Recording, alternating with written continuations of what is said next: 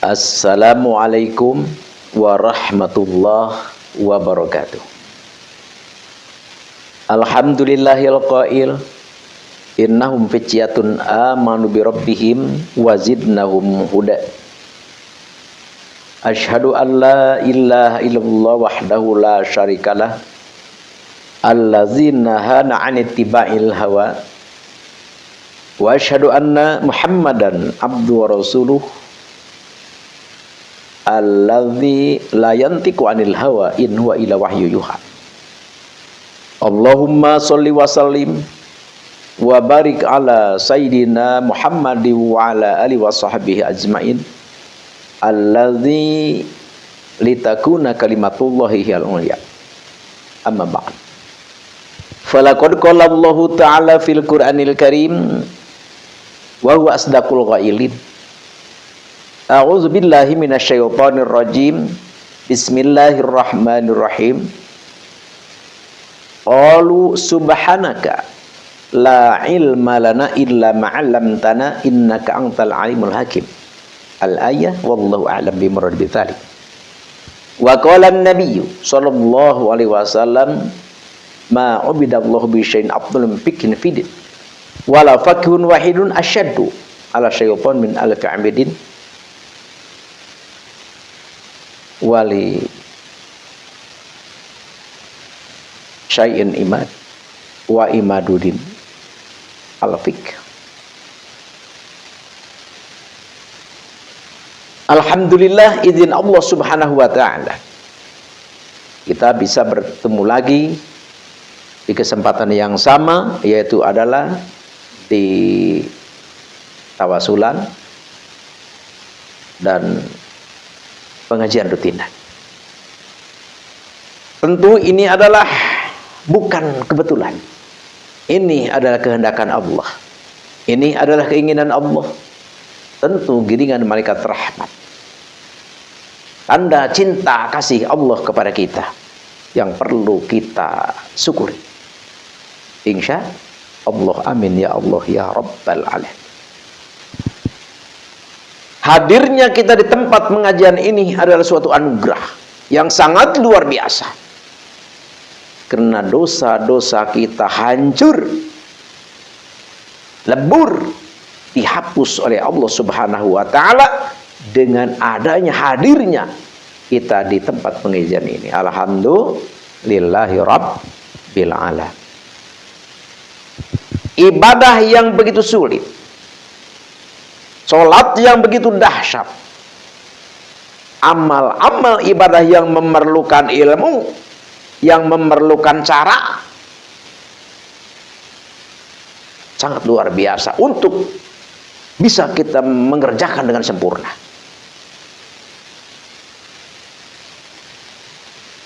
Terus konsekuensinya apa? Konsekuensinya kalau kita berbuat ibadah, beramal kepada Allah tanpa ilmu, konsekuensinya adalah ditolak, yakni tidak diterima oleh Allah subhanahu wa ta'ala. Seperti Ibnu Ruslan telah berkata di dalam kitabnya Az-Zubad, fakuluman bighairi ilmin ya'malu mardudatun latubbalu.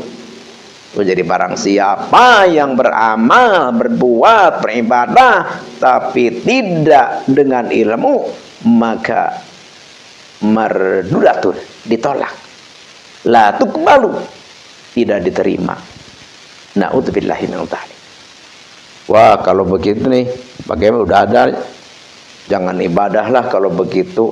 Ibadah capek-capek tapi tidak terima. Kalau saja kita ibadah beramal tidak terima, apalagi kita tidak beramal. Terus bagaimana tuh caranya, solusinya supaya kita tidak sia-sia? Ada solusi dan cara. Seandainya ibadah kita tidak sesuai dengan ilmunya, yakni kita tidak mengetahui dan tidak bisa. Salat ada qasdu ta'arud ta'yin, salat ada tadabbur makna. Salat ada harus bisa membedakan fardu dan sunnah dan sebagainya. Apalagi nanti harus ada khusyuk, berbagai macam, ikhlas. Wah, rujit sekali, sulit sekali untuk kita diterima oleh Allah. Solusi untuk amalan kita tetap diterima oleh Allah, walaupun kita bodoh, walaupun kita tidak bisa, walaupun kita belum mengerti terhadap cara ibadah itu seperti apa seharusnya, maka solusinya adalah kita tetap rutin hadir di tempat pengajian. Insya Allah, amin ya Allah ya Rabbal alamin.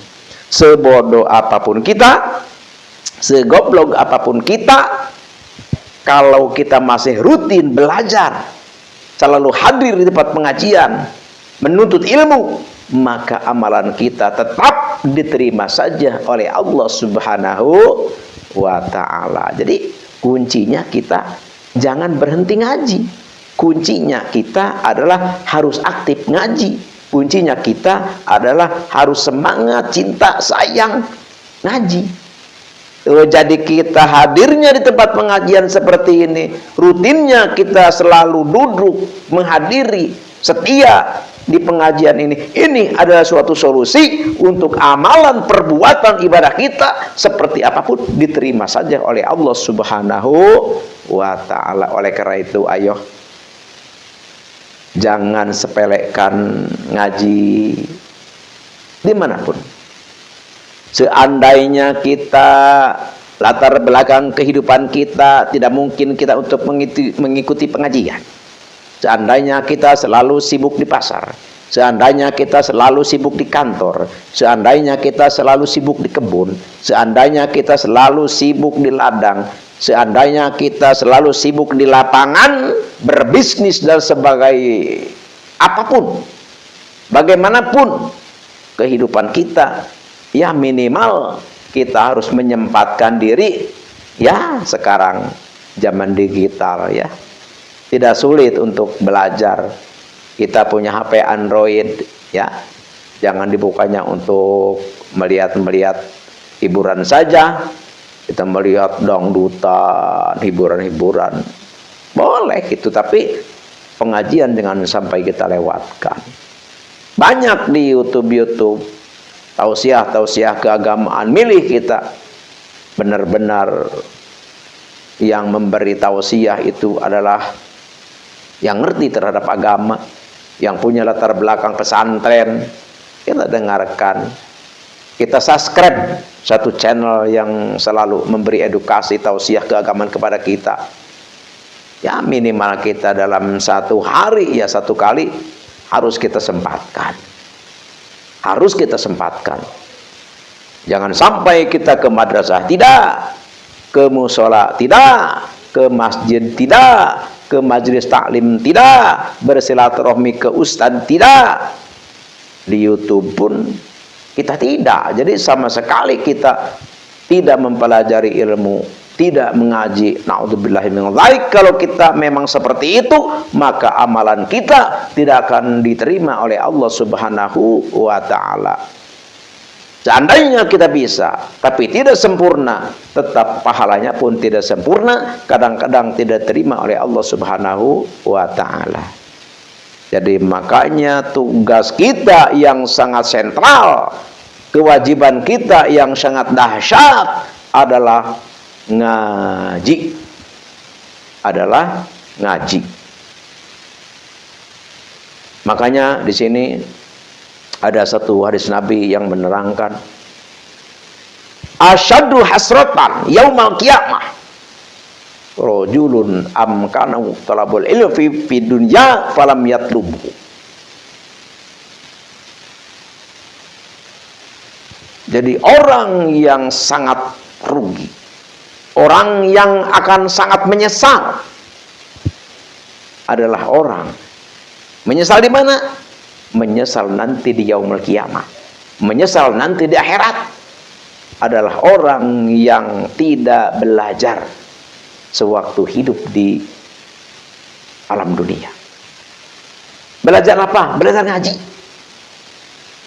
Sekali lagi Al-Fakir katakan, sedahsyat-dahsyatnya orang yang rugi, sedahsyat-dahsyatnya penyesalan nanti di yaumul kiamah, penyesalan nanti di akhirat adalah orang yang ada kesempatan untuk ngaji tapi tidak ngaji. Naudzubillah. Atau rajulun, atau manusia allama ilman, yang belajar ilmu tapi pantafa bihi man sami'au min huduna.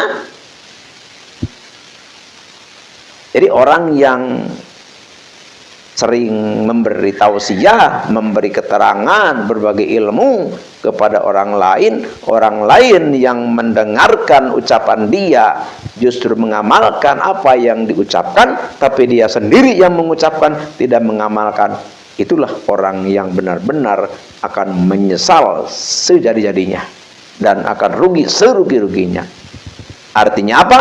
Ya artinya kita jangan sampai kita berhenti untuk ngaji, dan jangan sampai yang memberi pengajian, memberi tausiah, jangan sampai tidak mengamalkan apa yang dia ucapkan. Ini adalah hadis Nabi. Maka oleh karena itu, ayo, selagi kita hidup di dunia ini, selagi kita punya kesempatan ini, ayo kita pergunakan untuk mendekati Allah, gunakan untuk beribadah kepada Allah. Karena kalau kita tidak seperti itu, na'udzubillah, kita akan menyesal, kita akan berteriak kesakitan, kita akan merintih, tapi yang tiada guna. Na'udzubillah min dzalik. Oleh karena itu, kemuliaan, keunggulan, keutamaan orang yang mendekati, orang yang dekat kepada Allah, orang yang beribadah kepada Khalik, maka oleh Allah Subhanahu wa taala diberi keunggulan, diberi keistimewaan, diberi keutamaan oleh Allah Subhanahu wa taala. Banyak orang-orang yang bertakwa, orang-orang yang begitu mahabbah, cinta kepada Nabi, cinta kepada Allah, takut kepada Allah, mengerjakan apa yang diperintah oleh Allah, menjauhi apa yang dilarang oleh Allah, maka oleh Allah diberi kelebihan. Perasaannya pun, firasatnya pun benar-benar menjadi kenyataan. Makanya banyak ya para ulama-ulama, para sesepuh-sesepuh bisa mengetahui sesuatu hal yang belum terjadi. Ya, misalnya mau kejadian apa, udah tahu. Sebelum kejadian udah tahu. Banyak ini orang-orang tua, ulama-ulama yang benar-benar sudah beribadah kepada Allah, yang sudah dekat kepada Allah, yang sudah waro, seperti itu. Seperti ya banyak ya. Ya diantaranya contohnya saja. Al-Fakirnya di Banten ada satu kampung nih, satu kampung. Kampung itu subur luar biasa. Luar biasa subur. Tidak ada rumah yang jelek, tidak ada satu keluarga yang sengsara. Subur semuanya, karena memang tanahnya subur. Rumah gedung semua. Sejahtera. Dalam satu waktu, suatu malam, di situ ada satu tokoh ya. Satu tokoh yang benar-benar waro ahli ibadah kepada Allah, yang diberitahu oleh Allah Subhanahu wa taala untuk memberi peringatan, memberitahu kepada masyarakat untuk pindah dari kampung itu. Karena kampung itu mau dimusnahkan. Kenapa mau dimusnahkan? Ya mungkin itu hanyalah Allah yang tahu ada apa di situ. Terus sepuh itu memberitahukan kepada masyarakat bahwa malam ini harus segera keluar dari kampung ini. Ya pada keluar. Itu pada belum terjadi kan. Kalau saja kita tidak percaya kepada sepuh itu, ya mungkin kita binasa. Nah itu pun yang percaya banyak, yang tidak percaya juga ada. Ya begitu udah keluar masyarakat, ya ternyata langsung beledug, longsor itu kampung itu, hancur sehancur-hancurnya. Rumahnya udah nggak ada, hilang, tertimbun. Subhanallah. Oleh karena itu kata Nabi, ittaqu firasatal mu'min. Takutlah, percayalah kepada firasat orang mukmin. Perasaan, dugaan hati orang mukmin.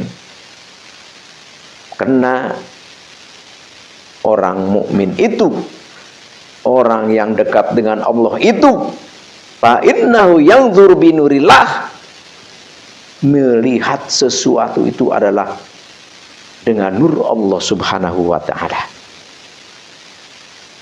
Oleh karena itu, sekali lagi, sekarang kita gegernya dengan adanya polemik nasab ini. Al-Fakir mengingatkan kepada saudara-saudara Al-Fakir, bangsa pribumi, sadarlah. Sadarlah. Para ulama kita, para cendekiawan kita sudah bangkit, menelusuri, mencari kebenaran dengan didasari cintanya kepada dua Rasul, dengan cintanya kepada nasab Rasul, sehingga bangkit semuanya. Dengan adanya fenomena yang mengaku keturunan Nabi, yang mengaku mengalir di tubuhnya darah Nabi, tapi ternyata mereka tidak mencontohkan akhlak Rasul, akhlak Nabi. Oleh karena itu, bangkit para ilmuwan Nusantara dan meneliti kebenaran nasab klan yang ingin disebut Habib. Para imigran Yaman, ternyata mereka adalah bukan keturunan Nabi. Ini adalah bukan fitnah, ini adalah bukan hoak, ini adalah nyata. Bukan di Indonesia saja, bukan di Nusantara saja, hampir seluruh di bumi ini menyatakan bahwa klan Habib Ba'alwi atau imigran Yaman ini adalah sah, final, tidak terbukti, yakni bukan keturunan Nabi besar Nabi Muhammad SAW. Jadi oleh karena itu, bagi saudara-saudara Al-Fakir, para kiai, para ustadz, para santri, para ulama, kalau benar-benar ingin tahu, silahkan telusuri, silahkan baca kitab-kitab nasab, seperti kitab Abnaul Imam, kitab Tahdhibul Ansab, kitab Ar-Rasail, kitab Syajaratul Mubarakah, kitab Al-Asili, kitab Al-Majdi, kitab Al-Pahri, kitab Al-Musallam, kitab Ibnu Khaldun, kitab Umdatul Talib, kitab Tuhfatul Zaman, dan lain-lain sebagainya. Dan begitu pula baca kitab-kitab Ba'alwi untuk bahan pertimbangan, seperti kitab Al-Burqatul Musyiqah, seperti kitab Al-Jawrus Syafaf, seperti kitab Masyru' Rawi. Baca, pertimbangkan, Samakah? Rojaiyahkah ajaran-ajaran para habaib? Apalagi dalam kitab Syarhul Ainiyah, baca, perbandingkan kitab-kitab habaib dengan kitab-kitab kita. Adakah keberbedaan? Adakah kesamaan? Adakah kebertolak belakangan? Baca, baca dan baca, telusuri dan telusuri, hayati dan hayati. Jangan sampai kita terperdaya, tersesat, terumbang-ambing di suatu kelompok yang gak jelas. Insya Allah, kalau kita membaca kitab-kitab nasab karangan Habib Ba'alwi sendiri dan karangan para ulama-ulama kita, para ulama mutaqaddimin, untuk kita bahan pertimbangan, insya Allah akan terbuka mata kita, akan terbuka hati kita, akan terang, akan jelas bahwa imigran Yaman yang ingin disebut Habib itu adalah bukan keturunan Nabi. Insya Allah kita akan sadar dan kita akan mendapat hidayah dari Allah Subhanahu wa ta'ala. Jangan kita bersikeras untuk membela habaib yang tidak jelas keturunannya, mengaku keturunan Rasulullah tapi tidak. Jangan sampai kita percayai, karena itu adalah resikonya sangat berat sekali. Adalah neraka bagiannya. Dan kita setelah tahu, setelah mengetahui bahwa Habib Ba'alwi itu adalah bukan keturunan Nabi, jangan hanya di kita sebarkan kepada saudara kita, handai tolan kenalan. Beritahukan bahwa Habib Ba'alwi itu adalah bukan keturunan Nabi besar Nabi Muhammad SAW. Karena kalau kita diam, berita ini, ilmu ini hanya datang untuk kita sendiri, maka watalhaqhu lanatullah wa rasuluh, kita akan dilaknat oleh Allah dan Rasulnya. Lihat di dalam kitab Ar-Rasyail fi Ilmil Ansab karangan Syekh Syed Hasan Al-Haidar Al-Hashim, la yajuju bihalin ayyaskuta ala munkari ilmi. Tidak boleh kita diam di dalam hal nasab ini, karena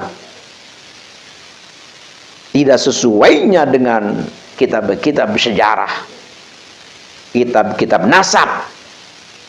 Tapi tetap kita diam, tidak memberitahukan kepada siapapun, hanya datang kepada kita sendiri. Maka diamnya kita, tidak memberitahukannya kita kepada orang, tidak memberitahukannya kita kepada keluarga, anak, handai tolan, saudara, kenalan, maka li'anna sukutakal ikrar, diamnya kita, tidak menyebarkannya kita bahwa Habib Ba'alwi bukan keturunan Nabi, maka kita adalah mengakuinya, membenarkannya. Terus bagaimana kalau kita seperti itu? Maka konsekuensinya fayakunu ahadal kadzibin, kita termasuk golongan para Habib Ba'alwi imigran Yaman, kita termasuk pembohong seperti mereka. Bagaimana kalau kita seperti itu? Watalhaqu la'natullah wa rasuluh, maka kita dilaknat oleh Allah dan Rasulnya. Na'udzubillahi min dzalik. Tapi tetap Al-Fakir peringatkan, ini pembahasan adalah wujud cinta kami pribumi Nusantara kepada para habaib. Jangan sampai para habaib saudara kita ini masuk neraka karena dengan hanya mengaku-ngaku nasab yang bukan nasabnya. Jadi kami bersuara, kami berkata, kami berbicara tentang hal masalah nasab ini adalah karena wujud kecintaan dan kesayangan kami kepada saudara kita para habaib. Artinya apa? Artinya keberadaan polemik nasab ini jangan menjadi satu ajang untuk perpecahan. Jangan jadi untuk bahan permusuhan. Jangan. Tetap persaudaraan kita baik, hubungan kita baik, persatuan kita pun tetap bersatu. Cuma kami peringatkan kepada Anda bahwa Anda, hai para imigran Yaman, hai para habaib, Anda bukan cucu Nabi karena Anda tidak bisa memberi bukti, dan kami telusuri di dalam kitab-kitab sejarah, dalam kitab-kitab nasab, dan menurut ahli filologi dan ahli genetik ternyata Anda tidak terverifikasi, dan Ubaidillah leluhur Anda yang Anda eluk-elukan, Faqih Muqaddam yang Anda bangga-banggakan, yang Anda puji-puji, tapi ternyata kalau menurut di dalam kitab Syarhul Ainiyah, na'udzubillahi min dzalik. Coba bagaimana perbincangan Faqih Muqaddam dengan suku Badui. Na'udzubillah, na'udzubillah. Al-Fakir tidak hati untuk menyampaikan. Al-Fakir benar-benar tidak hati untuk mempublikkan, untuk menerangkan, untuk mengatakan bagaimana pembicaraan Faqih Muqaddam dengan suku Badui yang menanyakan tentang beliau, ya maksudnya beliau Faqih Muqaddam, ditanyakan tentang ayat Al-Quran, kullu syai'in halikun ila wajhah. Jawabannya Faqih Muqaddam, na'udzubillah. Ditanya tentang kuluman alaiha fan. Jawabannya Faqih Muqaddam, na'udzubillah, na'udzubillah, na'udzubillah. Al-Fakir tidak akan mengatakan, membicarakan tentang pembicaraan ini.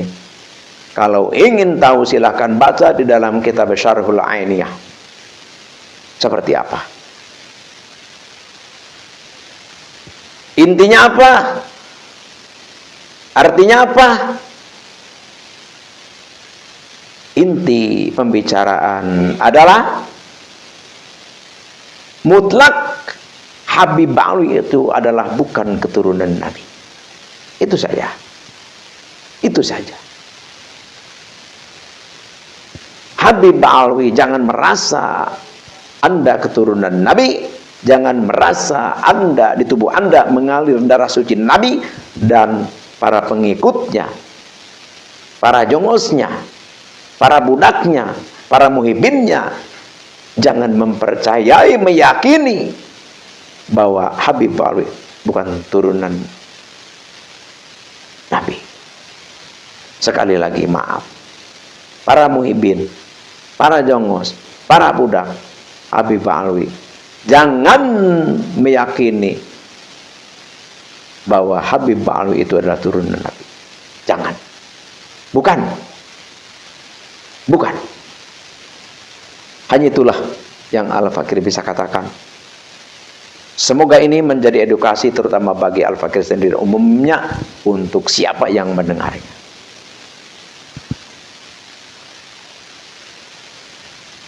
Dan di sini agar kita selalu sukses, agar kita selalu berada di dalam